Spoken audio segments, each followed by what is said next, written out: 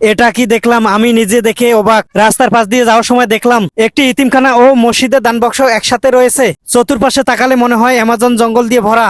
এক চাচাকে ফোন দিয়ে সকল প্রকার সামগ্রী বাজার থেকে নিয়ে আসলাম। সময় নষ্ট না করে আমি কাজে লেগে পড়লাম, যাতে করে এই ইতিমখানার দান বাক্সটি পুনরায় আবার চালু করা যায়। এই দান বাক্সটি পরিত্যক্ত থাকার কারণ রয়েছে, এই ভিডিওর মাধ্যমে আমি বিস্তারিত বলবো ইনশাআল্লাহ। এই ভালো কাজে অংশীদার হতে চাইলে একটি লাইক, কমেন্ট, শেয়ার এবং ফলো দিয়ে পাশে থাকবেন ইনশাআল্লাহ। এই কাজটি রোদের মধ্যে করার কারণে আমাকে পানির পিপাসা লাগতেছে খুবই, যা আগে কখনো হয়নি।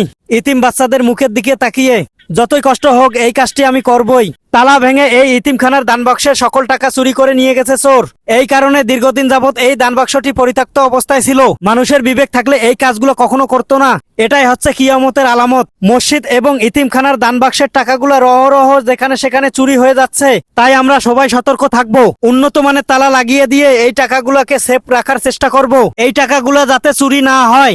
এতক্ষণ যা শুনলেন সবকিছু হুজুর আমাকে বলল। এই ইতিমখানার হুজুর আরেকটি আবেদন জানালো আমার কাছে।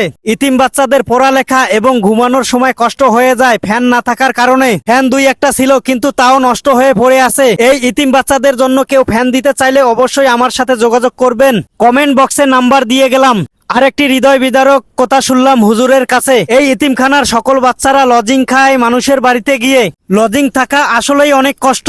লজিং মানে হচ্ছে মানুষের বাড়িতে গিয়ে 3 বেলা খাওয়া দাওয়া করা। দূর দূরান্ত থেকে খাওয়া দাওয়া করে আবার ফিরে আসতে হয় মাদ্রাসায়। অবশ্যই আপনারা তাদের কথা চিন্তা করে ফ্যান দান করবেন।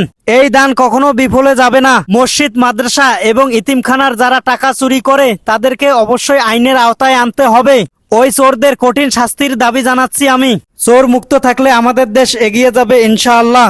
উন্নত মানের তালা বাজার থেকে কিনে এনে লাগিয়ে দিব, যাতে করে চোররা চুরি করতে না পারে এই দান বাক্সের টাকা। তালা লাগানোর চেষ্টা করতেছি আমি। তালা লাগিয়ে দিয়ে হুজুরের হাতে সকল প্রকার চাবি তুলে দিলাম আমি।